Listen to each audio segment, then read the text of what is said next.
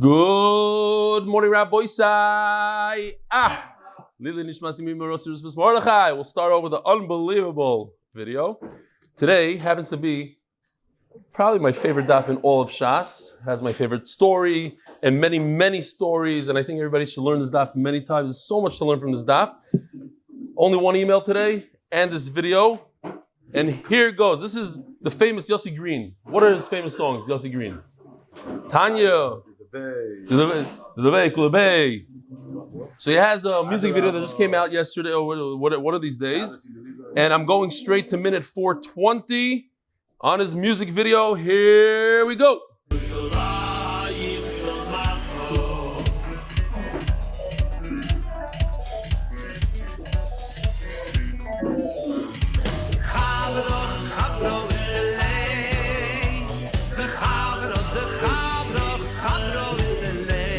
That's his music video.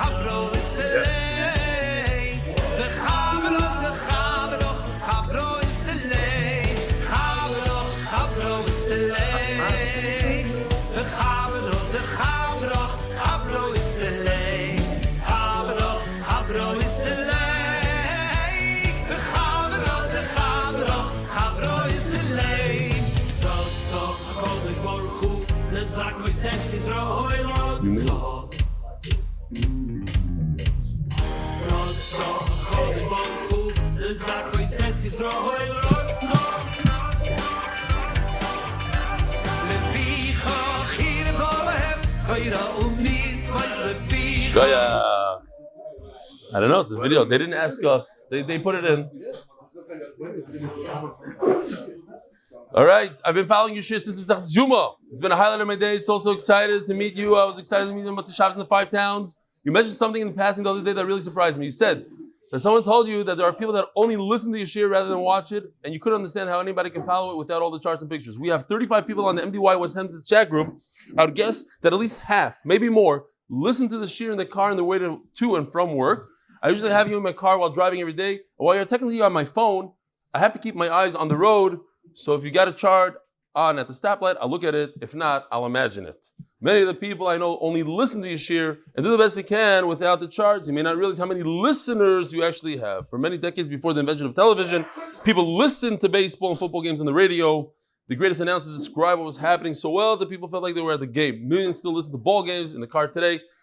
But that's the point. I don't really. Sometimes I say, look on the right side and the left side. I have to be more cognizant. What's the word?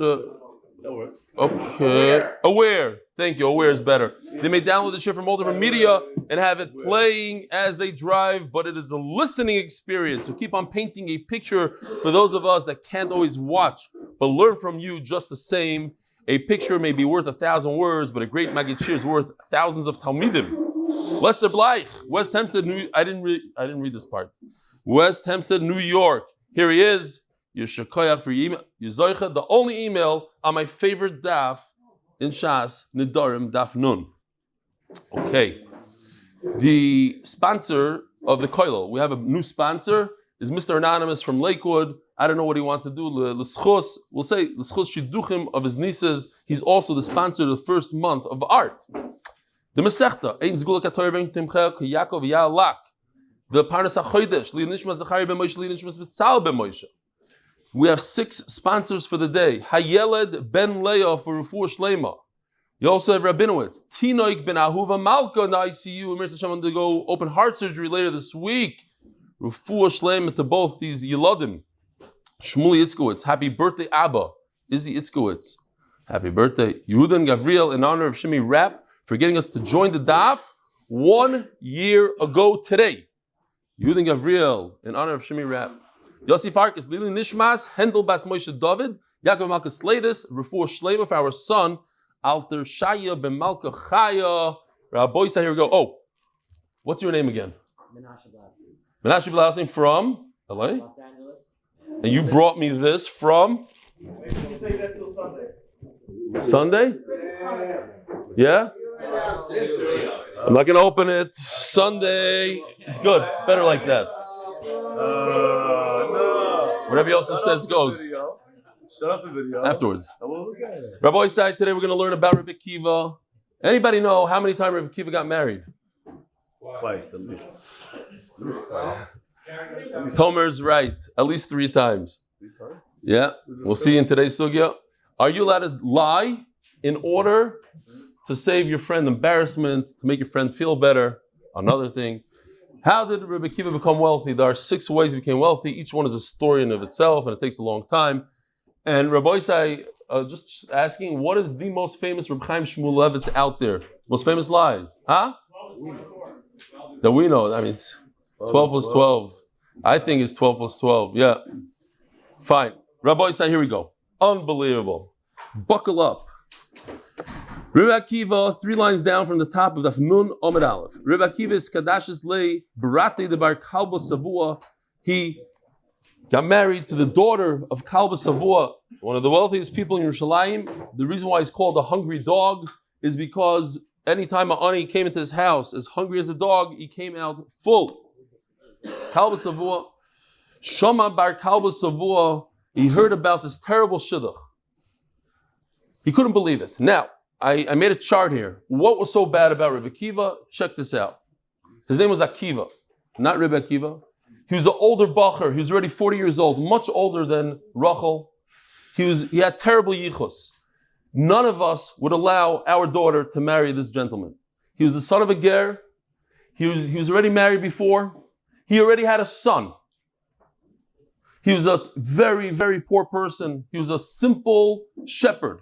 He was an Amaretz to the point he didn't know a single halacha, not one halacha, not one mishnah. Not only that, he hated Talmid Chachamim. He said, "Mitan li Talmid Chacham, v'anashchenu kechamar." There might be more things. That's what I came up with. So what in the world did Rachel see in this individual? She saw in him 2 things, these 2 things. He was an Anav, and he was very pleasant with people. He had very good people skills. That's it. All these things, these 7 things over here, he was 40 years old, knew nothing, didn't know how to read. He didn't know Aleph Beis. But he was an Anav. Noyachim Abrios. It's unbelievable. Unbelievable.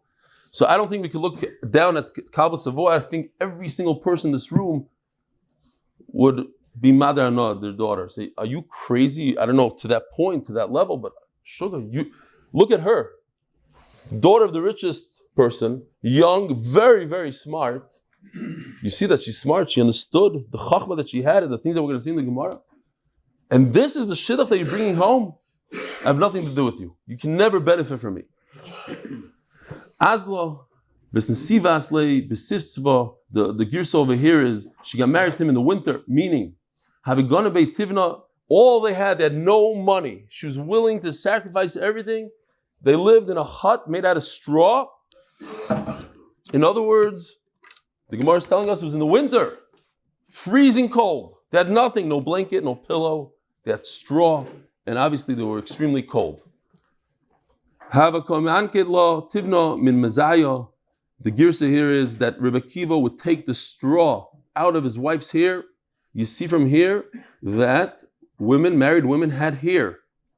So maybe Hasidim have a different girsa here. They do. There's another girsa here that she took out the hair from his head, and maybe that's the pshat in the girsa here. He was bald. That was his son. No, he was bald. Okay. He was bald. So that there was no girsa for the Chassid. Yeah. Then there's no girsa for Chassid. This is a girsa. There's a girsa. So they would be attacked by Goyim. That's why they shaved their head. Have a komanket law. Okay, fine. Omar law. He have a li. Remina law Yerushalayim to hava. He told her. He said, "Listen. Oh, I have this here. Somebody put this together. This has volume. Rabbi Isai, here goes.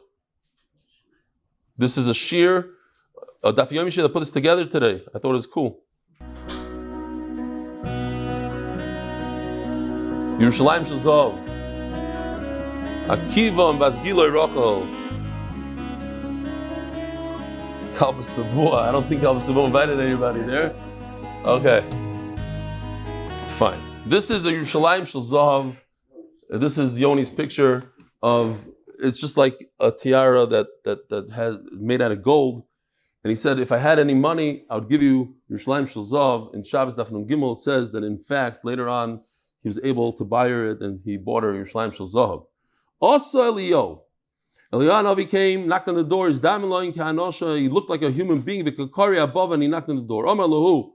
And he said to them, Havali purta de tivna. You have straw? I need straw. Yiladis Itzi, my wife gave birth, Velesli Midam Lagnuya, and I don't have anything to have her sleep on.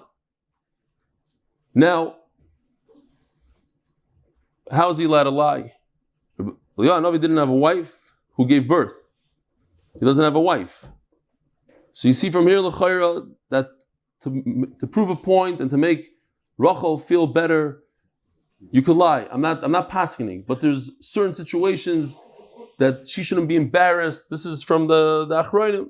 They bring this as a raya. Huh? It was about making him feel better, not her. He's the one. Okay. He didn't keep his word to her about going to yeshiva. Oh, so hold on. Yeah.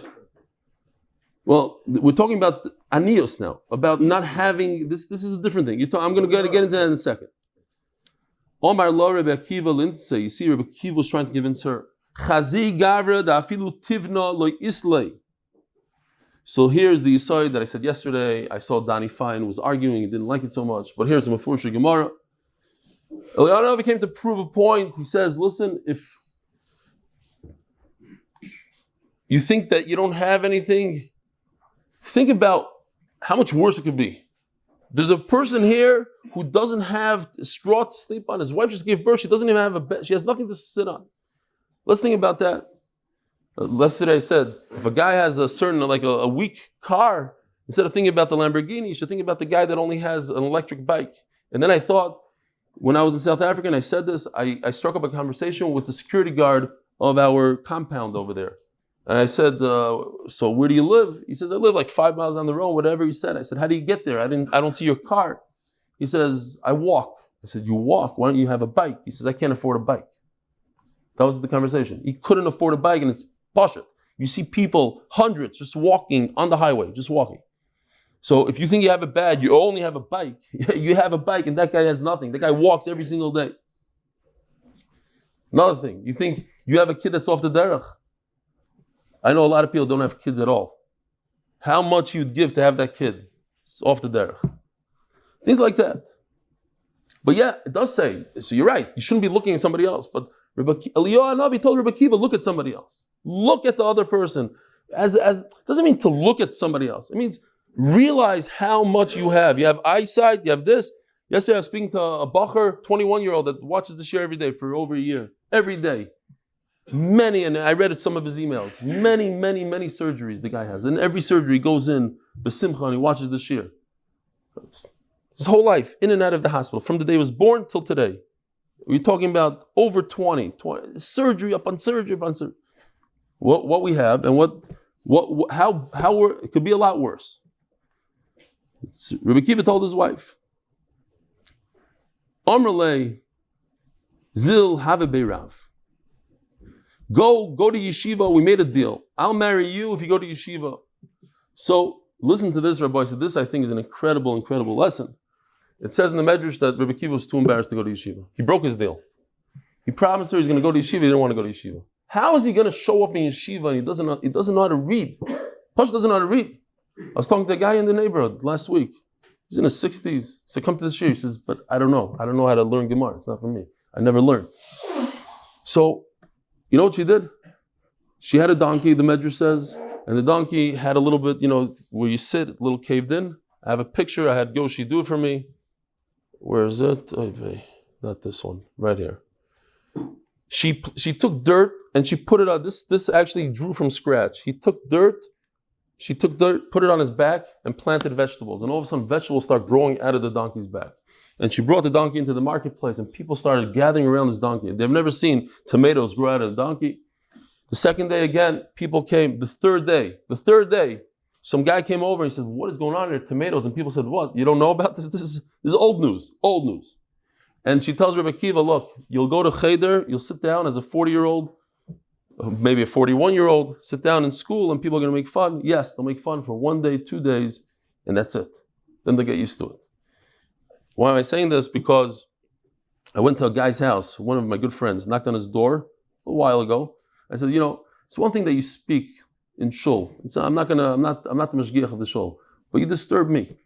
It's so loud the way you speak and you laugh out loud. And it's Beinol Chaver, forget about Beinol Malka. And he told me, he said, I can't stop. because I'm embarrassed to stop. People know me as the schmoozer, as the less of the shul. I make jokes in the middle of the shul and everybody laughs. How am I going to stop? He told me straight out. People have a busha to step it up. I'm going to walk around with a Gemara now and they're going to call me frummy. Oh, look, he started learning Torah. Yeah, they'll make fun of you.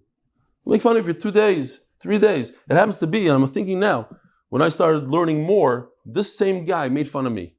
Made fun of me. He says, you're not going to last more than 3 weeks and this and that. And it's embarrassing, yeah. So he's picked it up and learning. It's a little 1, 2 days.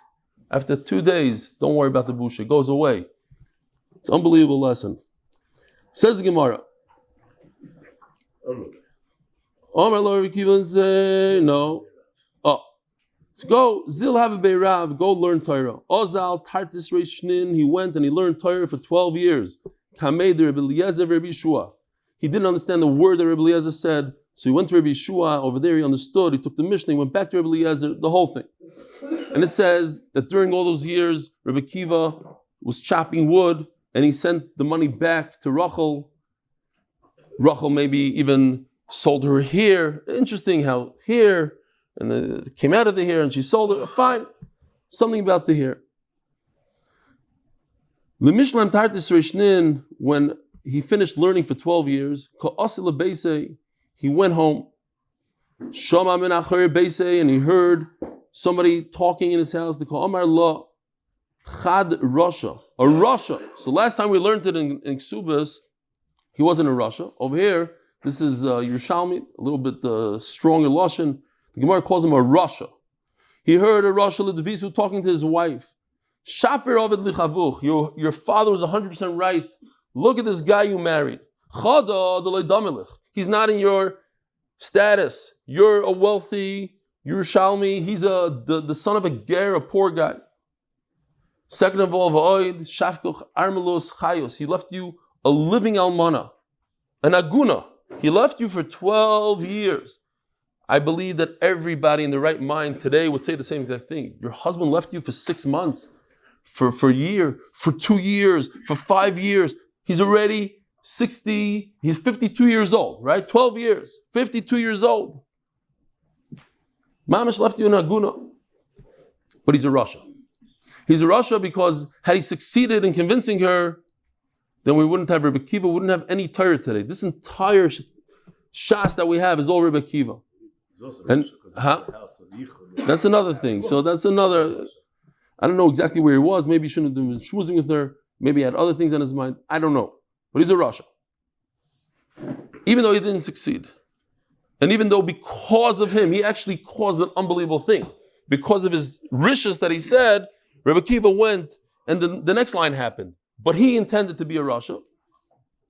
Amrulay, and she said to him, Itzkowitz ledili, if Akiva would listen to me, lehevi tartis reishnin achiniyasa, he would have gone for another 12 years. Omar Rebbe Kiva heard this. I heard that she's giving me rishus. Let me turn around 180 and go back to yeshiva. He went for another 12 years. Also, and when he came back, and here's the famous Reb Chaim Shmulevitz that we have to say it, even though everybody knows it, we have to say it again and again. Says Reb Chaim Shmulevitz, he's already at the door. Where's the Hakaras HaTov? What would have hurt him if he would have knocked on the door and said, hi, I'm alive, thank you for supporting me, I'll see you in another 12 years. Why couldn't he was already there, he was so close, he heard the conversation, he's already there. Says Reb Chaim Shmulevitz, he didn't want to make a hefsek hadas, he didn't want to stop for a second, because if you stop for a second, then it would be 12, and then another 12, and 12 plus 12 does not equal 24 straight years. To have Rebbe Kiva, who left his wife and his children, he left for 24 years, it's only 24 straight, otherwise it would be 12 plus 12. What does it negate to us? Very negate to us. You're sitting down and you're learning Torah for an hour, and you look at your phone, at your WhatsApp. In middle, you just took a break. You didn't learn for an hour. You learned for a half an hour and a half hour. You hear? Why are you guys laughing so loud? You just took your heads off or something. I don't know what you're doing there. You look a little guilty. It's a half hour plus a half hour. Or it's 3 seconds plus 3 seconds plus 3 seconds plus... Yeah. There's something about going b'retzifos non-stop. Another thing, I don't know if this is what Reb Chaim Shmulevitz meant, but I'm thinking that had he gone into his house, who knows what would have happened?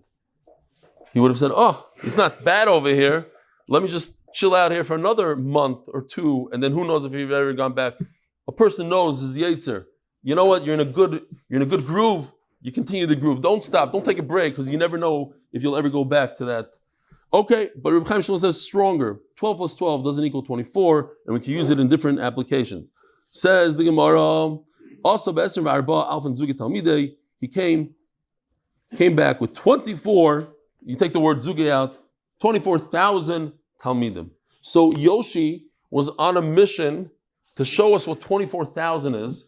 I'm not exaggerating if I say he probably spent the entire day on this. It wasn't pashut. And just, he was not happy with the outcome. Let's put it this way. He's a perfectionist. This is what he drew. One Talmud. And this is a bit of a close-up of that one Talmud until he got to this. He actually spent the whole day duplicating and stamping and having the right, you could see that they get smaller and smaller on the front line even. So it's difficult. It's not like taking one thing and doing it.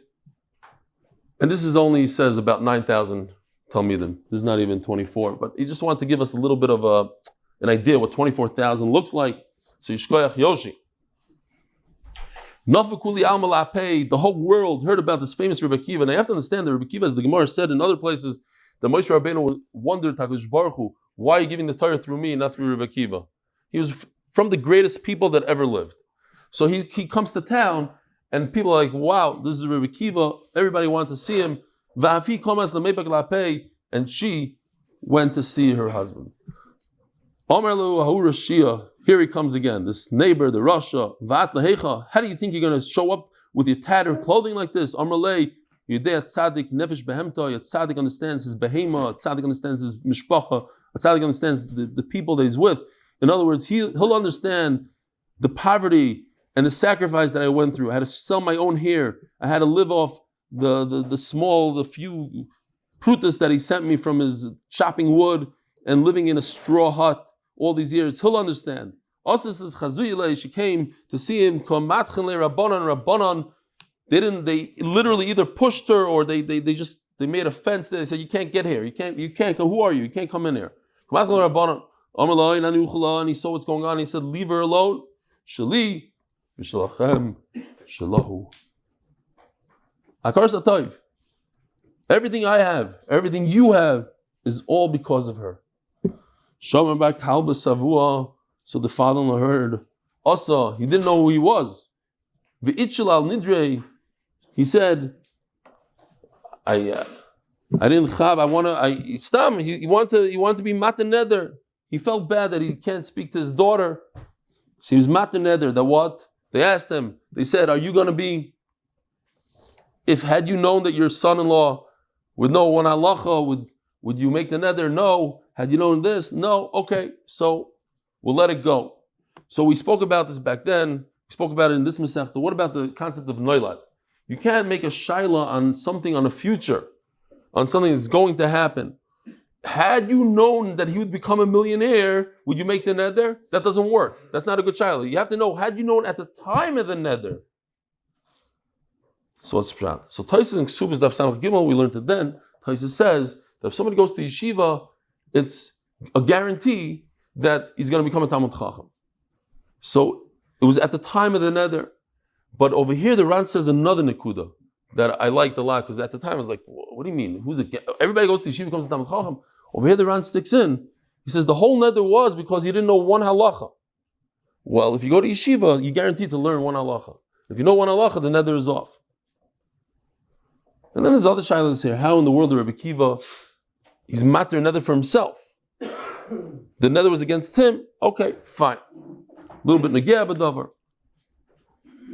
Says the Gemara, Min shis milei yater Rebbe Akiva. Don't think that his wealth came from all the Talmidim. He was charging a nice $20,000. What did he charge today? $22,000 per Talmud times 24,000. No, he became wealthy on his own. First of all, when Kalba Savua found out who he is, he gave him at least half of his nechasim. Menayola de Sfinta, beautiful. Yoshi made this for us also. I think it's mamish, really nice. here's a ship, and if you look at the front of the ship on the right side, there's a statue of a deer, a male deer, and they used to put this on the ship as it was more like what? Good luck charm. Superstition, good luck charm. And this is like, our ship is gonna fly through the water like a deer. So the Gemara says what happened. Because one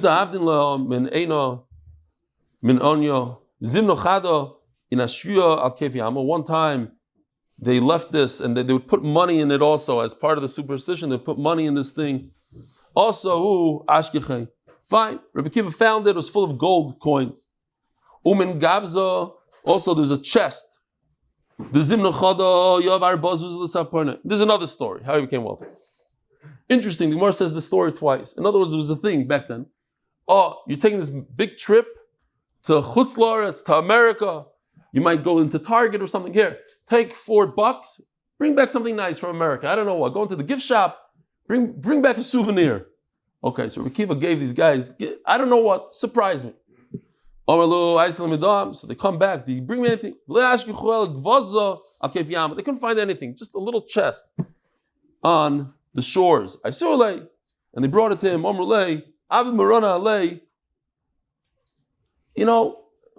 day we'll make it up to you. We're sorry we brought you this little rusty box, a metal box. The Via'al says it was heavy because it was metal. Fine.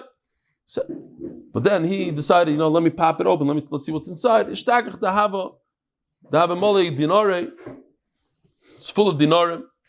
I saw in Gaiv Delio that maybe this is a remez, like all of Torah was forgotten, and he was able to bring out Torah like that. He was able to pull out the Zav, him himself, the whole ship, everything went down, whatever. Okay, fine, a different time. The Zimno Chodo Tavas Svinto. You see, the ship went down. There's no Torah left in this. No, I'm just stuck at it. Forget what my little pshat. The ship went down. There's nothing left, but everything that was in there was all put into one box, into one chest. And he found it all, and he brought it out. Another Bahu Zimno Demin this Rukisa. So the Mindis Rukisa is interesting. It has to do with our parsha. It says on the side over here, Rukisa is Orchas Yishmaelim. Mamish like in our parsha. There was a, how does he say it? A convoy of, you remind me, because back to, we're talking about, you hear this, Donnie? He told me a word yesterday, I heard it from a few people yesterday also, so I got to say it. It says, when you're looking at Ruchnius, when you want to grow in Ruchnius, always look at a person that's above you. Look at a tzaddik, look at somebody that's greater than you, and try to achieve that. But when it comes to things in this world, the Gashmias, mitachas, always look at a guy below you and say, you know what? I have more than him. Stop. Avart.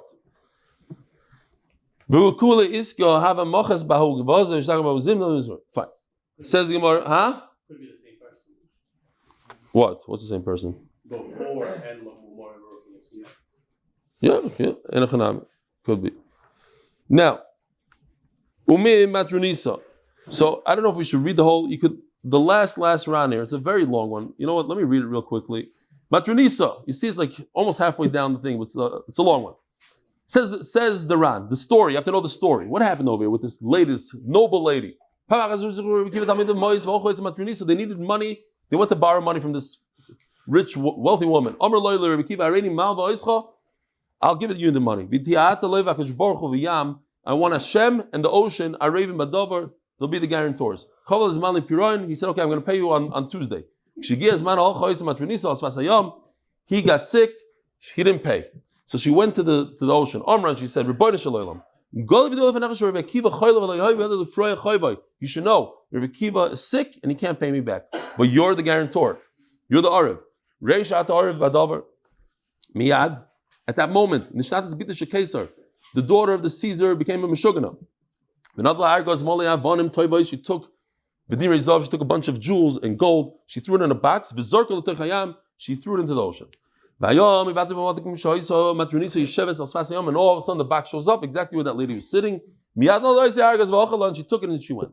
Rabbi Akiva got healthy. He goes to pay up his loan. And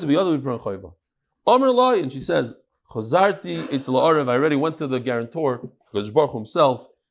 You see, you see in the sugi, when you're dealing with Rabbi Akiva, you're dealing with MS, there's no room to lie and not to be honest. She said, I already got paid back. Take all the extra that he gave me. From the extra, Nisasher Rabbi Akiva, that's how he became wealthy. Daf Yomi Amud Beis, sponsored by Yankel Cohen, the official MDY MSP, was being able to support Limit Torah and to finish Shas with the rebellion. So again, the famous story, and this is the third time that Rabbi Akiva got married. The Tunus Rupus Harosha, he used to debate, says the ran over here, we're not going to read it again because it's too much. He used to debate Rabbi Akiva, and he came home very depressed. He used to lose, obviously, every single time. He can't argue with Rabbi Akiva. He used to debate psukim in the Torah.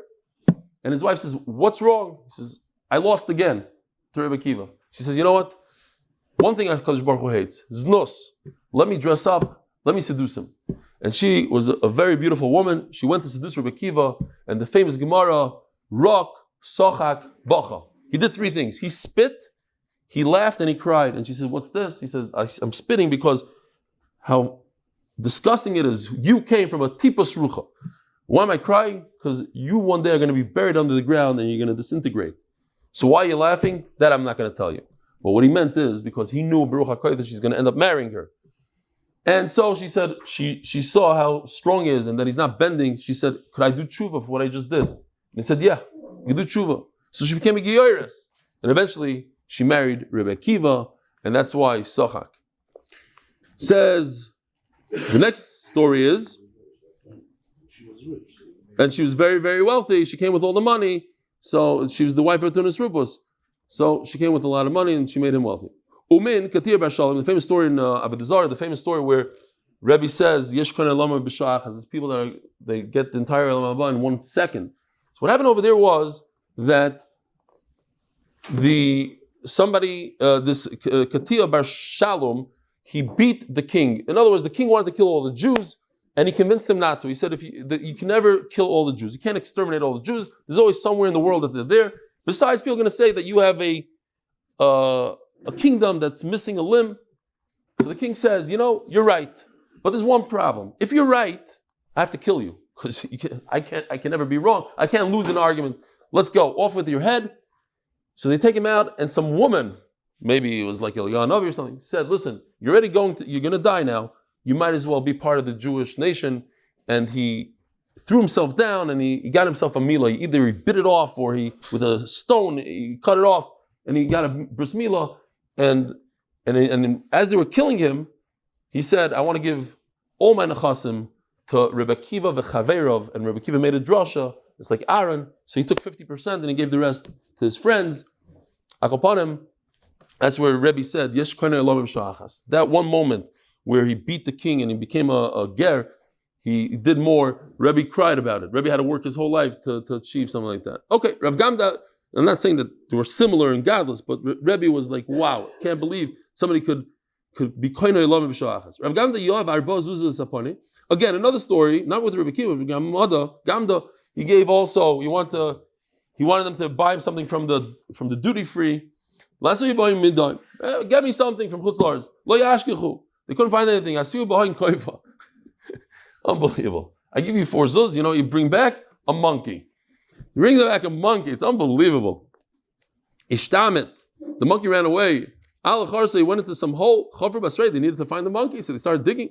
They found him sitting on a bunch of diamonds on Margolios, Aisun Lei Kulon, and they were honest. Either the Ran says it was Midas Chasidus, it wasn't really his. A monkey can't be kinder for you. They decided to give it to him. It was like a Rayim and a Shamayim that was for Gamda, so they gave him all the jewels. Omer Lebeis Kaisar Rabbi Yeshua ben Chananya, the daughter of the Kaisar, Caesar told Rabbi Yeshua ben Chananya, how is it possible that the holy Torah is in such a disgusting vessel, beautiful Torah in a disgusting vessel? In other words, he was very dark. He worked with coal, whatever. He was how do you say, whatever, dark, ugly. You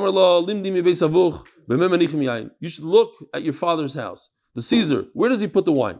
In earthenware. What, you're going to be like everybody else?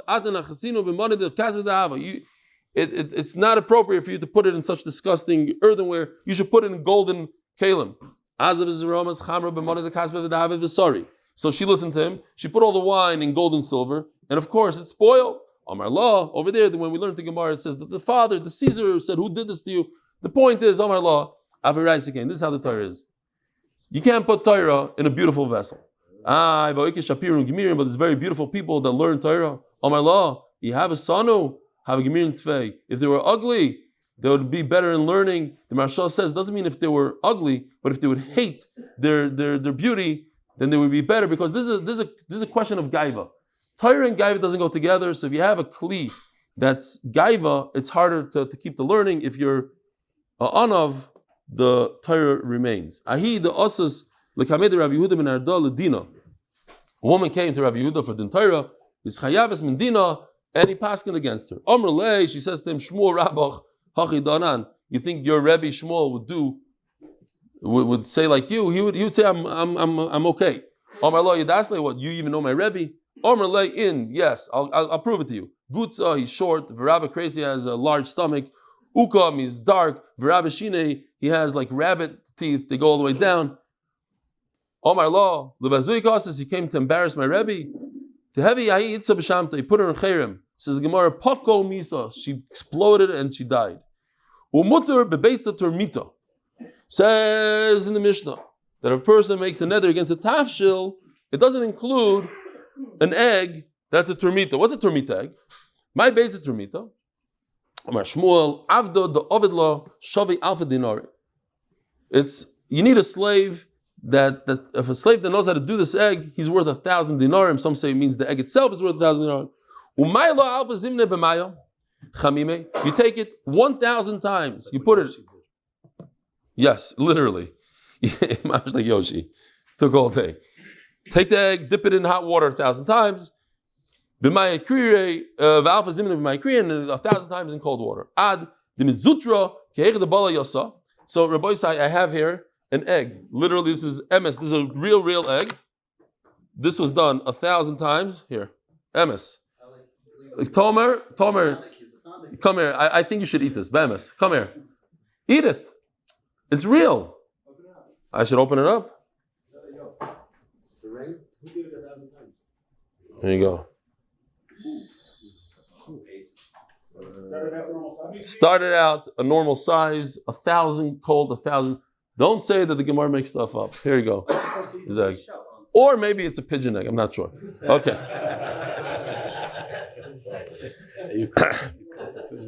Favos nisht. A quail egg. Whatever it is. As long as you guys fell for it for 3 seconds, it's good. You're allowed to lie. It says you're allowed to lie from Shem Shalom. Why is it Shalom? I have no idea. What? Says the Gemara. By the way, we have Yehuda's brother here. What's your name, Tzaddik? Yisrael Meir? Named after Chavetz Chaim himself? You never asked your father. Who's he named after? Chavetz Chaim. Wow. Tzaddik. You remember his brother? I miss his brother big time. I'm going to miss you also when you stop coming. You better not stop. Says the Gemara. So, Adam Zutra becomes really small, that you could swallow it. Vim-is keva sarchala, and anything in the intestines that's no good, it adheres to this egg. Chanafka, when it comes out, the asya, yoda asya, the doctor will know my sama midbele, what kind of medicine he should give him, my mitzeh, mitase, and how do I heal this patient? Says Gemara, Shmuel, have a botik nafshei. Shmuel, who was a famous doctor, he used to check his own self, bekulcha. The Ran says, I don't know what that is. Other Rishonim say it's like cabbage. It used to cause him such pain that the women of his house, they would undo their braids of their hair. They would like pull their hair. It was too much for them to bear to watch their father in such pain. Not awesome. Another right? Well, it could be it's his daughters. Incha Beisa, Incha Inoshe is L'Rabim. It says his wife by you? No, it says Nosha's Beisa. It says Loshen Rabim. It's not awesome. Does anybody remember what Chlufsin is? Yeah, I didn't think so. We learned it yesterday. It's a type of a fig. Chazara, Chazara. Or art scroll. Somebody sent me this beautiful picture. I thought it was amazing. I saw this posted on an Israel chat. I think it might come in handy in the future daf. Lira Maccabi. Incredible. 3,100-year-old urn filled with strings of figs from the 12th century BC, found in ancient city of Ekron. Might be what the Talmud refers to as Igule Dvela. Unbelievable. 3,000-year-old figs, just in perfect condition, in an old 3,000-year-old urn. It was beautiful. Mamash Igule Dvela. Anyway, so these are the figs. Not this, but it says like this. If you're working with figs, and look at this pasuk right over here, when you work in a vineyard, you can take whatever you want. Pick a grape off the tree and eat it. What about Trumas and Maisrus? You don't have to take Trumas and Maisrus. You're eating, temporary eating as you go, but don't put it in, not like these people that go to a chasana, they come with pots, start throwing schnitzel in there, and nobody's going to eat it anyway, whatever. Not like that. You take whatever you could eat then. Says the Mishnah over there. But if you're working with klufsin, you don't have a right to eat another type of fig that's on the side over there. You're working with the other ones. If you're working with nesheva, you still chayiv and meiser on the klufsin. It's different. My klufsin.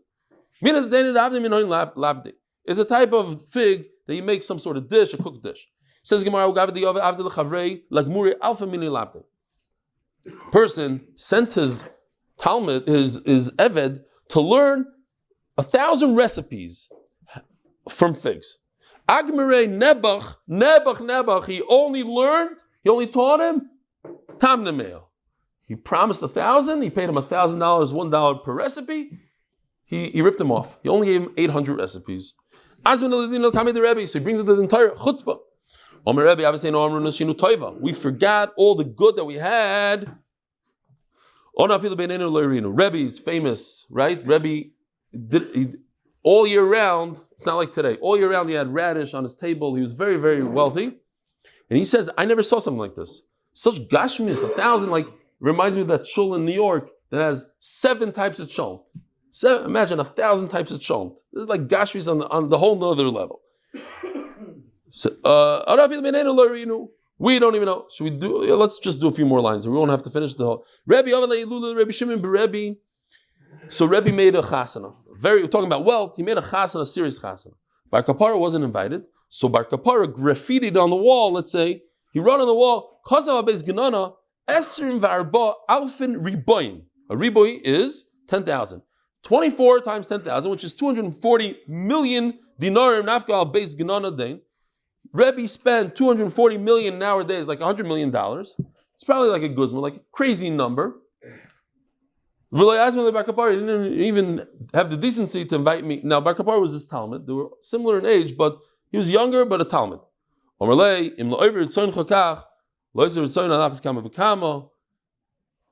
Bekitzer, he gave him a little bit of a shtach, it seems like, but the Rishonim explained it wasn't so. So he did invite him, Omar Loiser, so he used the same lashon. If this is how you act in this world, and you have so much money, Rebbe, you're going to be wealthy in Olam Haba, so much more so. Rabbi Isai, have a wonderful day.